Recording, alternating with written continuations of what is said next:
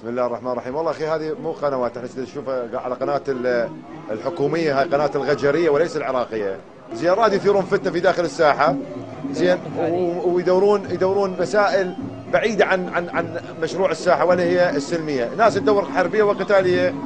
والشيخ سعيد والخطباء والائمه يقولون هم قضيه سلميه، فركزنا عليهم، نزلنا ولزمناهم، هذا كل ما في الامر. اما الدنبق مال مالكي وقناه المالكي وقنواته الضاله الايرانيه ما تاثر علينا، هذا احنا بالساحه وهذا احنا موجودين وبنص جمهورنا، وهذا الكلام عيب اصبح، يعني عندما توجه كلام مو دقيق ولا صحيح ولا هو مو غريب على الحكومه العراقيه عندما تشن حمله بهذه الطريقه. نعم متوقعين، كان هناك اجتماع البارحه لصحوه المالكي في الانبار، وبدت بصراحه بالفلوجه ايضا نفس الحركه وفي الرمادي، ولكن كنا متحضرين لهم الحمد لله. ما لها دخل القوات الامنيه، احنا هذه الساحه ما لها دخل القوات الامنيه.